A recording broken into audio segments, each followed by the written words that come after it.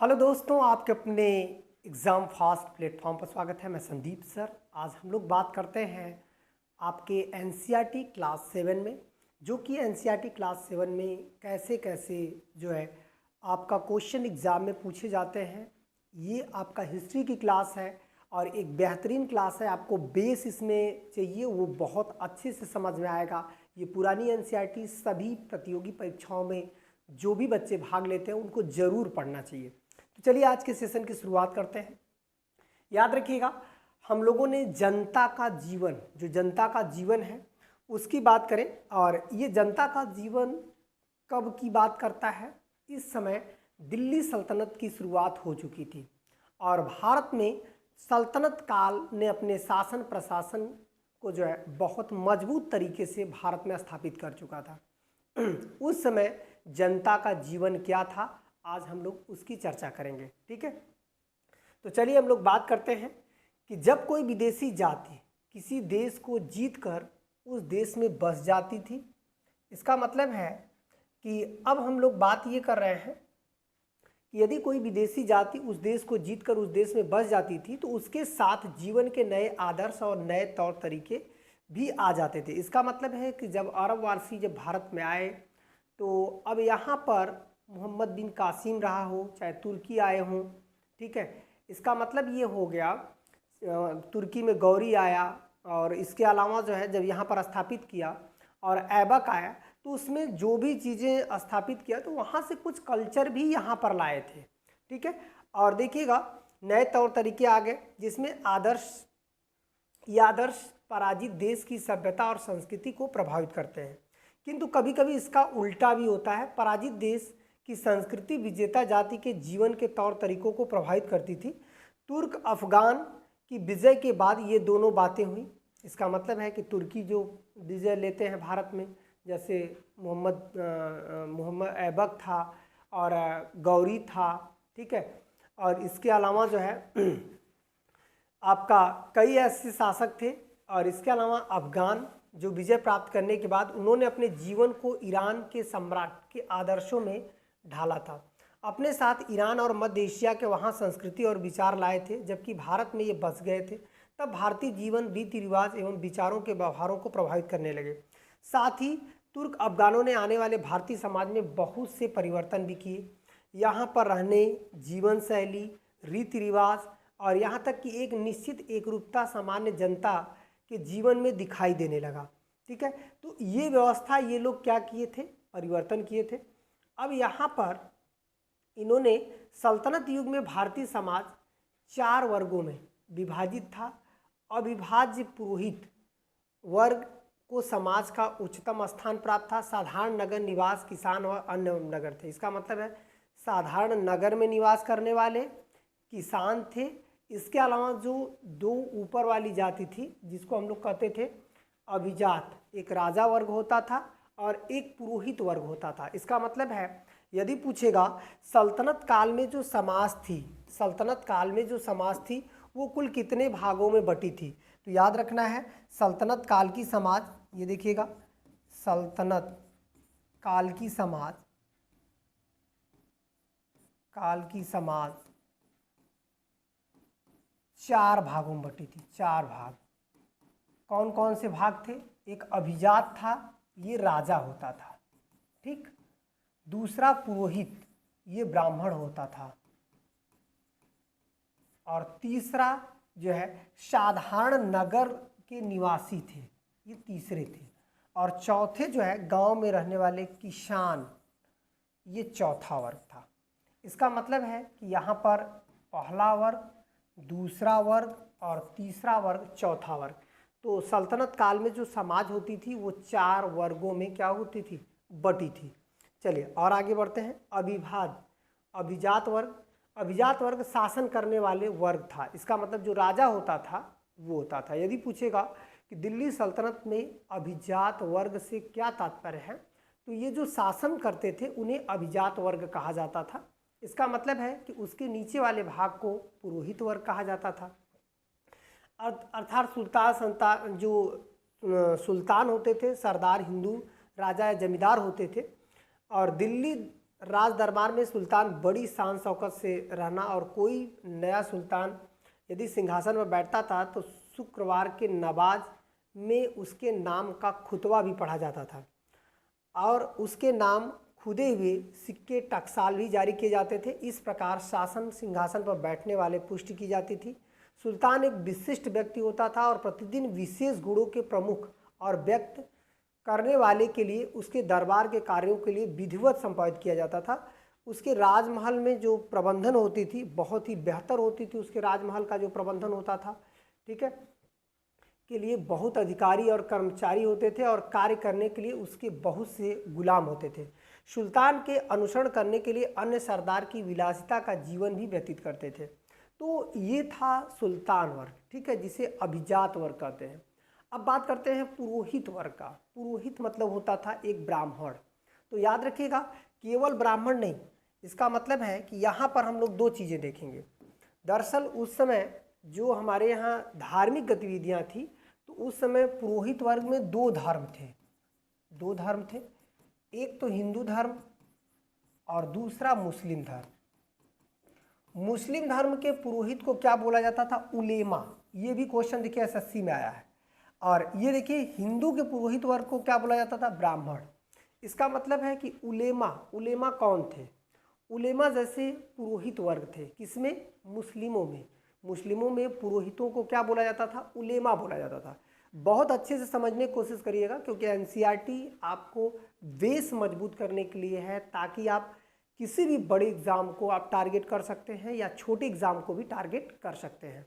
तो यहाँ पर क्या था कि जैसे पुरोहित और धर्म भिक्षक भी समाज के महत्वपूर्ण अंग थे, और ये लोग विशेषकर जो शासक के सलाह थे उनका तो जनता पर अत्यधिक प्रभाव था ही, क्योंकि उनका जनता पर भी अत्यधिक प्रभाव था। और इसके अलावा ये कुछ धनवान भी होते थे, क्योंकि ये वर्ग जो पुरोहित वर्ग थे वो उनको धन मिलता था, क्योंकि ये उच्च वर्ग में माने जाते थे, लोग उन्हें दान देते थे। तो उसी तरह से मुसलमानों में उलेमा को देते थे, जैसे हिंदुओं में ब्राह्मणों को देते थे। उनका भूमि अनुदान मिला हुआ था, और सुल्तान प्रमुख ब्राह्मण का बड़ा आदर करता था, उनको भूमि का अनुदान देता था। इन ब्राह्मण और उलेमा में बहुत से ऐसे थे जो देहाती क्षेत्र में बस गए। इस प्रकार दोनों ही हिंदू और इस्लामी संस्कृति के प्रचार की सहायता करते थे। मतलब ये लोग खुद, जैसे हिंदू क्या होते थे कि अपने धर्म का प्रचार करते थे, उलेमा क्या होते थे? मुस्लिम धर्म का प्रचार करते थे। ये दोनों जो समाज था इस तरह से चल रहा था। इसका मतलब है हिंदू और मुस्लिम के पुरोहितों का व्यवहार से संतुष्ट नहीं थे। जनसाधारण का अनुभव था, इसका मतलब कुछ ऐसे लोग भी थे, जनसाधारण का अनुभव था कि पुरोहित धर्म को पर्याप्त रुचि नहीं रखते हैं, बल्कि उनकी सांस्कृतिक कार्यों में अधिक रुचि थी। अब यहाँ पर बात करते हैं नगर में निवास। दरअसल नगर में निवास के लोग कौन कौन से होते थे? भाई देखिए, नगर में निवास व्यापारी लोग रहेंगे, दुकानदार लोग रहेंगे, शिल्पकार लोग रहेंगे, और कुछ जो है अधिकारी लोग होंगे, ठीक है। तो ये लोग नगर में निवास करते हैं। इस काल में बहुत से नगरों में व्यापार की बड़ी उन्नति हुई। नगरों में रहने वाले प्रायः व्यापारी, दुकानदार, शिल्पकार, मतलब समझ रहे हैं, व्यापारी बेचने वाला, दुकानदार, इसका मतलब है कि ये व्यापार करेगा, गाँव से लेकर नगरों में ले जाएगा, ये वहाँ बेचेगा। शिल्पकार एक डिजाइन वाला, जो कि आभूषण का शिल्पकार होगा, कपड़े का। इसके अलावा सरदार और अधिकारी होते थे। अधिकतर नगर व्यापार के केंद्र होते थे। दरअसल नगर आज भी व्यापार के केंद्र है और सेना के केंद्र भी थे। इसमें अधिक संख्या में अधिकारी, इसके अलावा अधिकारी के अलावा क्या होता था? अधिक संख्या में अधिकारी सैनिक रहते थे। कुछ तीर्थ स्थान थे जिनके बहुत बड़ी संख्या में पुरोहित और यात्रियों की भीड़ लगी रहती थी। शिल्पकार अपने शिल्प के नगर के किसी विशेष भाग में रहते थे। उदाहरण के लिए नगर का एक भाग में जुलाहे रहते थे, पीतल बर्तन बनाने उसे ठठेरे दूसरे भाग में रहते थे, सुनारों की बस्ती और अलग क्षेत्र में रहती थी। इस प्रकार अन्य शिल्पकार नगर में बसे हुए थे। आज भी बहुत सारे नगरों और कस्बों में हम देखेंगे कि जहाँ पे शिल्पकार नाम से आपको देखे जाएंगे।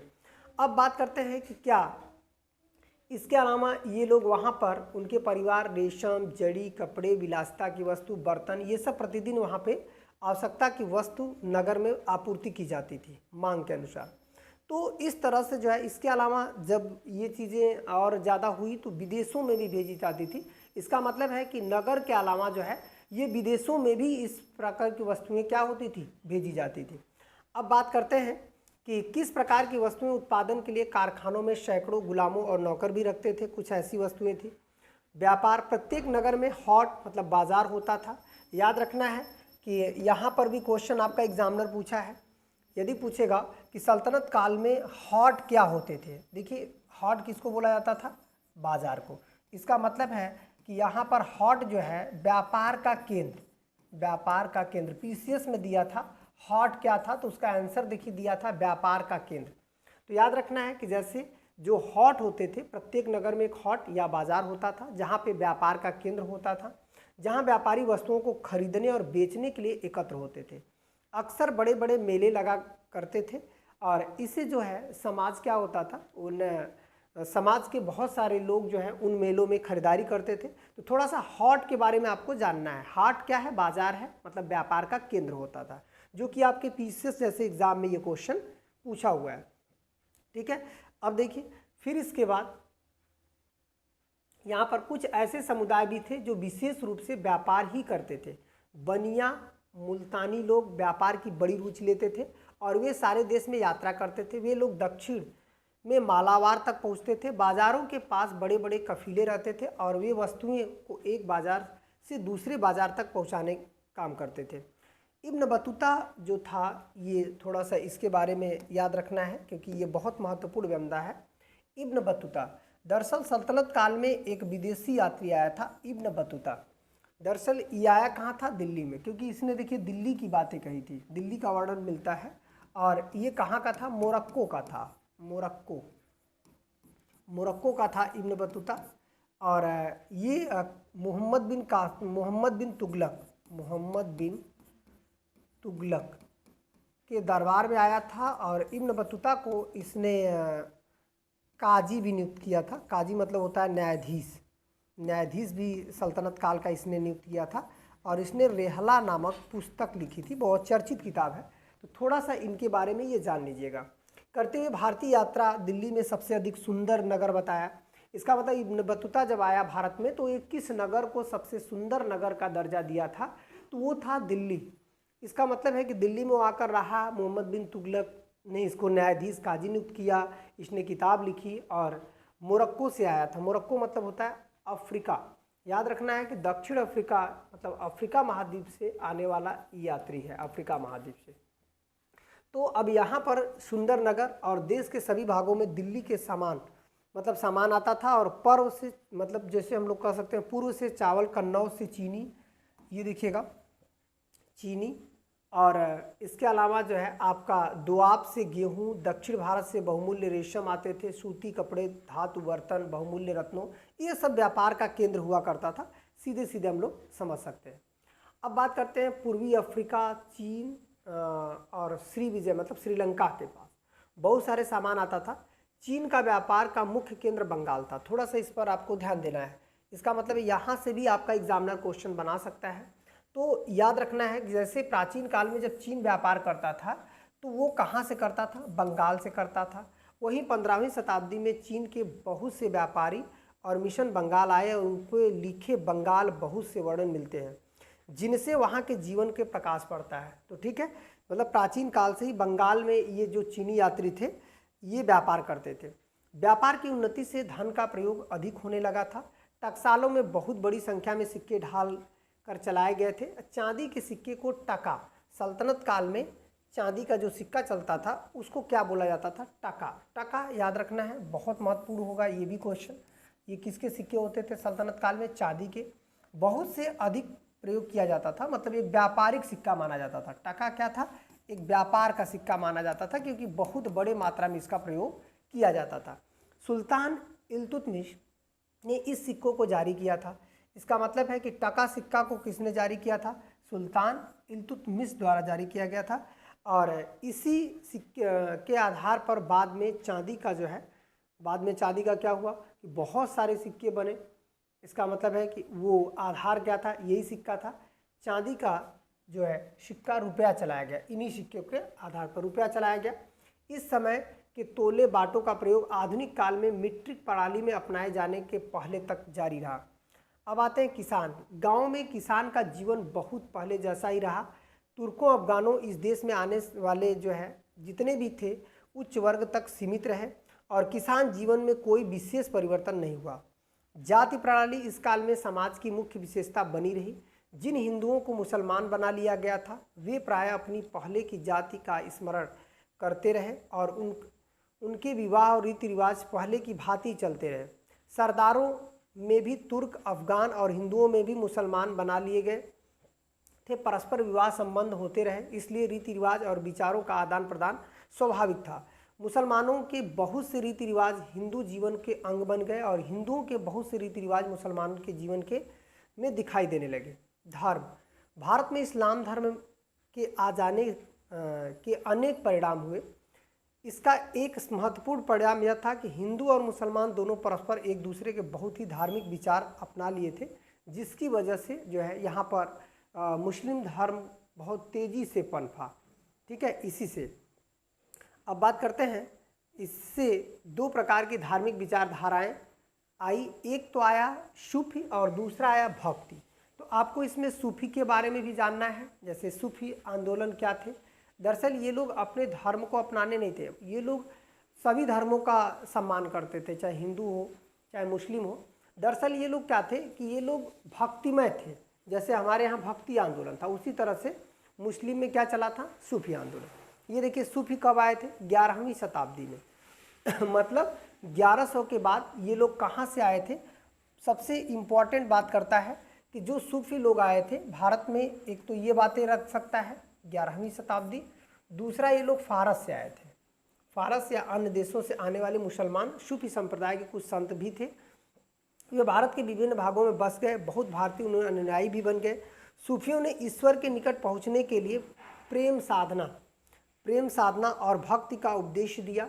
उनका कहना था कि यदि व्यक्ति के हृदय में भगवान के प्रति सच्चा प्रेम भाव है तो वह भगवान अपने साथी मनुष्यों को अधिक निकट आ जाता है। ये सूफी संत ईश्वर के सच्चे प्रेम के सामने प्रार्थना, उपवास, पूजा पाठ से अधिक महत्व नहीं देते थे। ईश्वर के प्रेम के महत्व के कारण उनका दृष्टिकोण अन्य धर्मों और क्या था, ये देखिए अन्य धर्मों संप्रदायों के प्रति उदार था और उनका विश्वास था कि वे ईश्वर के निकट पहुंचने के लिए अनेक मार्ग हो सकते हैं, जिसमें सबसे महत्वपूर्ण मार्ग यदि पूछेगा कि कौन था तो ये था आपका परंपरावादी उलेमा सहमत नहीं थे, लेकिन उनका कहना था कि सूफियों के कुछ सिद्धांत प्राचीन परंपराओं इस्लाम धर्म में मेल नहीं खाते हैं। बहुत से हिंदू सूफी संतों का आदर सम्मान करते थे। सूफियों का विश्वास था कि लोगों को पीरों या उपदेशों को मानना चाहिए। उनका पीर हिंदुओं के गुरुओं के समान था और पास पड़ोस के नगरों और गांवों के लोग पीरों के उपदेश सुनने आते थे। सूफी संतों ने हिंदुओं को मुसलमान बनाने का प्रयत्न नहीं किया, बल्कि उन्हें एक सच्चे ईश्वर के प्रति देखिए अच्छा हिंदू बनाने का उपदेश दिया। ये कभी नहीं चाहते थे धर्म परिवर्तन, ये चाहते थे कि आप एक अच्छे हिंदू बने और सच्चे ईश्वर के प्रति प्रेम। जिसमें सबसे पहला व्यक्ति आता है मोइनुद्दीन चिश्ती। अपने समय में एक प्रसिद्ध सूफी और महात्मा थे। ये बहुत जो है समय तक मोइनुद्दीन चिश्ती, इनका मज़ार कहाँ पे है, अजमेर में। ये देखिएगा मोइनुद्दीन चिश्ती का मज़ार है और ये देखिए अजमेर में है। इसका मतलब है कि ये सबसे पहले माना जाता है कि भारत आते हैं और तक अजमेर में रहे और वहीं 1236 ईस्वी में उनकी मृत्यु हो गई। और उनका विश्वास था कि भक्ति संगीत भी ईश्वर के निकट पहुंचने का एक रास्ता है। यदि संगीत सुंदर ढंग से बजाया जाए उतना ही प्राप्त होगा जितना ईश्वर में हम लीन होते हैं। उस तरह के से इन्होंने बताया कि भक्ति संगीत ही सबसे महत्वपूर्ण है।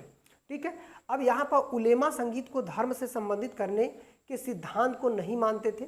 चिश्ती के अनुयायी धर्म सभाएं महफिल करते थे और उच्च कोटि का संगीत भी सुनते थे और इस वजह से वो हिंदी में कव्वाली और मतलब कव्वाली गाते थे, हिंदी के कुछ गीत गाते थे, बहुत ही लोकप्रिय होते थे।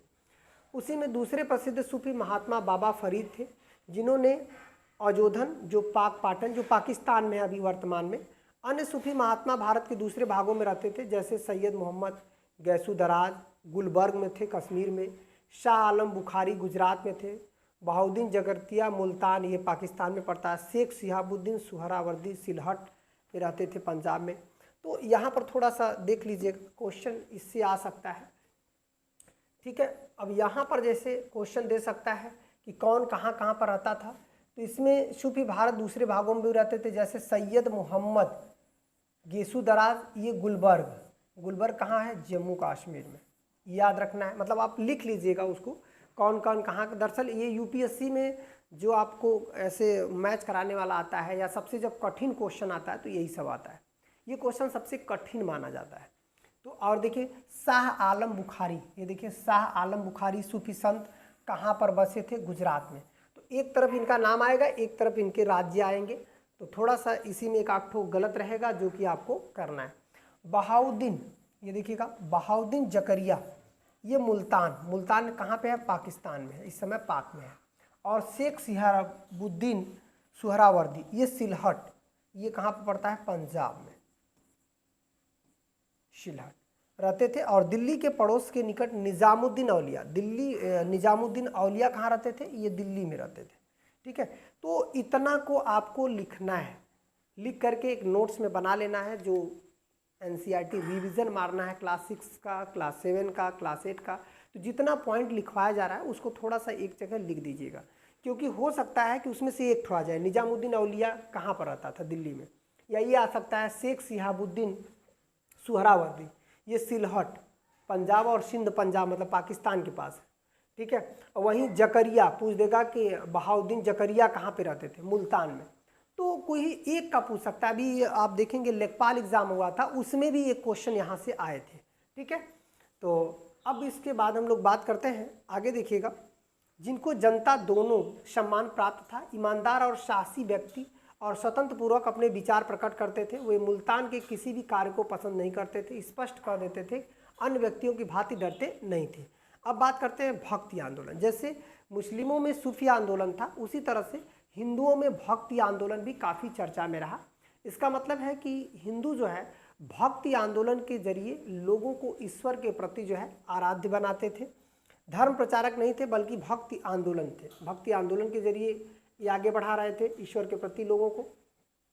यहाँ पर देखिएगा चलाने वाले संत भी थे, उनका नाम भारत में अपना प्राचीन इतिहास में तमिल देश में भक्ति संप्रदाय के चलाने वाले अलवर नयानार संत की कहानियों और गीतों द्वारा भक्ति भावना की परंपरा का प्रारंभ हुआ, जैसे जो शंकराचार्य जो थे। अब देखिए नगरों में व्यापारियों, शिल्पकारों और गांवों में किसानों के बीच यह आंदोलन बहुत ही लोकप्रिय हुआ। भक्ति आंदोलन इसी प्रकार के उपदेश जारी रहे और आंदोलन के समर्थक अधिकांश संत महात्मा और जो है ये सभी थे। इसके अलावा भक्ति मार्ग के उपदेशकों को बताया गया कि मनुष्य ईश्वर के संबंध प्रेम भाव पर आधारित है और कर्मकांड करने की अपेक्षा भक्ति भाव ईश्वर की उपासना करना कहीं अधिक श्रेष्ठ है। मनुष्य और धर्मों में उन्होंने सहिष्णुता की भावना पर अधिक बल दिया। चैतन्य एक धर्म उपदेशक थे जिन्होंने बंगाल में धर्म उपदेश दिया था, जो चैतन्य थे। वे कृष्ण भक्त हो गए और उन्होंने कृष्ण लीला बहुत से पदों की रचना की। वे जनता के एक समूह को एकत्र करके भक्ति का उपदेश देते थे, उन्हें अपने भक्ति और सिखाते थे। उन्हें देश के विभिन्न भागों की यात्रा की और उड़ीसा प्रांत में पुरी में रहने वाले ज्ञानेश्वर ने भी महाराष्ट्र में भक्ति उपदेश दिया। उन्होंने गीता को फिर से मराठी भाषा में लिखा, जिसे लोग संस्कृत के विद्वान नहीं, उस समय संस्कृत के विद्वान नहीं थे वे जो है, इसका मतलब है कि ज्ञानेश्वर भी दे सकता है कि वो कहाँ से थे, महाराष्ट्र से थे। इसके अलावा देखिएगा कि उनके अधिक लोकप्रिय नामदेव, कुछ समय तक के पश्चात तुकाराम, ये लोग भी महाराष्ट्र के थे, तुकाराम। फिर देखिएगा दोनों प्रेम के माध्यम से ईश्वर के प्रति भक्ति उपदेश देते थे। बनारस में कवि थे जो कि एक जुलाहे रहते थे और भक्त महात्मा थे, एक भक्त महात्मा थे। लिखे हुए दोहे जिनके द्वारा वे अपने शिष्यों को उपदेश देते थे आज तक पढ़े जाते हैं। कबीर ने हिंदू और मुसलमान भेदभाव से दूर करने का प्रयत्न किया। उनका कहना था कि धर्म का अंतर कोई महत्व नहीं रखता है, इसका मतलब है महत्व इस बात का है कि प्रत्येक व्यक्ति ईश्वर के प्रति कितना प्रेम भाव रखता है। तो इसका मतलब है कि कबीर जो थे वो ऑलरेडी दोनों धर्म को समान रूप से और ईश्वर के प्रति लोगों को जो है आराधना पर ले जाते थे। इसके अलावा कबीर के शिष्यों ने कबीर पंथ के नाम से अपना अलग संप्रदाय बनाया। बाद में सूरदास, दादू और भक्ति मार्ग की परंपरा को कायम रखे। नानक एक अन्य धर्म उपदेशक थे जिनका महत्व कबीर से कम नहीं है। इसका मतलब है कि इसके अलावा जो है ये लोग कुछ उनके अनुयायी, उन्होंने सिख धर्म, जो गुरु नानक थे, सिख धर्म की स्थापना की। तो याद रखिएगा, गुरु नानक जो नानक देव थे वो सिख धर्म स्थापित किए थे। उनके अनुयायी कुछ शताब्दियों के बाद उत्तर भारत के बहुत शक्तिशाली हो गए। सिखों के कथनानुसार नानक एक गांव के लेखाकार के पुत्र थे और पंजाब में रहते थे। नानक के बहनोई ने उन्हें स्थानीय प्रशासक दौलत खां लोधी, इसका मतलब है कि उनसे मिलाया, जो वहाँ पे नौकरी दिलवाने में मदद की। पर नानक इस काम में कोई रुचि नहीं किए, इसलिए उन्होंने अपनी नौकरी छोड़ दी और फ़कीरों और सूफी संतों के साथ कुछ समय बिताना, और उन्होंने सारे जो है यहाँ पर देखिएगा सारे देश का भ्रमण किया। यहाँ पर इस तरह से चित्र के आधार पर गुरु नानक का दिया गया है। भ्रमण किया और अपने गांव लौटकर शिष्यों के एक समुदाय को उपदेश दिया। पदों में दिए गए उनके उपदेशों को एक पुस्तक में एकत्र किया गया, जिन्होंने आदि ग्रंथ, इसका मतलब है आदि ग्रंथ कहा जाता है। तो नानक के जितने भी उपदेश थे उसको संकलित करने को क्या बोला जाता था? आदि ग्रंथ। यही उपदेश दिया और ईश्वर के निकट केवल प्रेम करके ही पहुंचा जा सकता है। उन्होंने बड़ी दृढ़ता से कहा कि मन मनुष्य के बराबर है, अतः जाति का कारण कोई भेदभाव नहीं होना चाहिए। इन्होंने ये बात कही और शिष्यों को विशेष बल देकर कहा कि उन्हें एक सार्वजनिक भोजनालय लंगर में भोजन करने के लिए तैयार, मतलब जहाँ पे कोई भेदभाव न हो, वो लंगर इसलिए ही बनाया गया था कि ताकि हर धर्म के लोग, चाहे गरीब हो अमीर हो, हर लोग जाकर वहाँ पे अपना पेट भर सके। ठीक है, लंगर में भोजन करने के लिए तैयार रखना चाहिए, जिसमें सभी जाति के लोग भोजन कर सके। तो यहाँ पर क्वेश्चन देखिए मेंस एग्जाम में भी आ सकता है, सिख धर्म में लंगर का उद्देश्य क्या था? तो सिख धर्म में लंगर का उद्देश्य था जाति धर्म और जो है इन सब से दूर हटना और लोगों को भक्ति की तरफ ले जाना, ताकि वो सार्वजनिक भोजनालय की व्यवस्था की गई थी, जाति के लोग भोजन कर सके, मतलब सभी जाति के, देखिए जाति धर्म से दूर करने की व्यवस्था थी। उन्होंने अपने शिष्यों को संगठित किया और अपनी मृत्यु के समय उनका नेतृत्व करने के लिए एक गुरु नियुक्त किया गया। उनके अनुयायी आगे चलकर अपने को खालसा कहने लगे, जिनका अर्थ होता है शुद्ध। 17वीं शताब्दी में खालसा लोगों का एक शक्तिशाली सैनिक दल बन गया। तब सिखों ने अपने अन्य लोगों को इन 5 विशेषताओं द्वारा अलग कर लिया, जिसमें केस, कंघा, कड़ा, कृपाल और कक्षा। विशेषता सामान्य रूप से पंचकंकार या पंचकक्के कहलाती थी। 5 कक्के जो है यही होता था। भक्ति आंदोलन का एक धार्मिक आंदोलन मात्र नहीं था, बल्कि उसका प्रभाव समाज के विचारों पर भी पड़ा। आरंभ में भक्ति संप्रदाय के संत, ये देखिए बार बार क्वेश्चन देता है कि भक्ति आंदोलन जो चला था वो किस लिए चला था। देखिए भक्ति आंदोलन बहुत सारी चीज़ों को बदलाव किया, जिसमें जातिवाद को ख़त्म किया, ठीक है, लोगों को एक साथ रहने के लिए प्रेरित किया, समाज में आपस में जो लड़ने की प्रक्रिया थी भक्ति आंदोलन ने उसको भी ख़त्म कर दिया।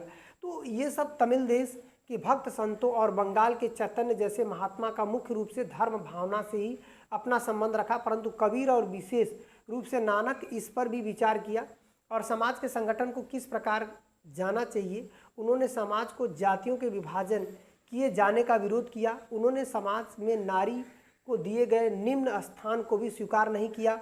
उन्होंने स्त्रियों को पुरुषों के अनेक कार्यों में सहयोग देने के लिए प्रोत्साहित किया। जब कबीर और नानक के शिष्य एकत्र हुए तो उस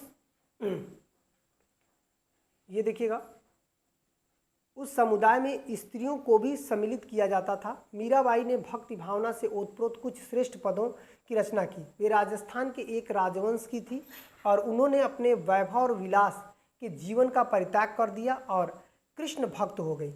भाषा और साहित्य, देखिए सारे देश में भक्त संतों का क्षेत्रीय भाषाओं का उपदेश दिए जाना, उसमें साधारण लोगों और उद्देश्यों को समझा जाना, ये सब कुछ जो है हमारे समाज में बड़ी परिवर्तन था, जिसमें 2 ब्रज और अवधी का प्रयोग लोग ज़्यादा करते थे। उत्तर में पंजाबी, पश्चिम में गुजराती, पूर्व में बंगाली और उत्तर पश्चिम दक्षिण मराठी, मैसूर के क्षेत्र में कन्नड़ और आंध्र में तेलुगु भाषाओं का विकास हो रहा था। आंध्र प्रदेश दक्षिण क्षेत्र में तमिल कई शताब्दियों से बोली जा रही थी, सबसे प्राचीन भाषा मानी जाती है। दक्षिण में सबसे प्राचीन भाषा यदि पूछेगा कौन सी है तो तमिल है, याद रखना है, क्योंकि ये प्राचीन काल से ही बोली जाती थी।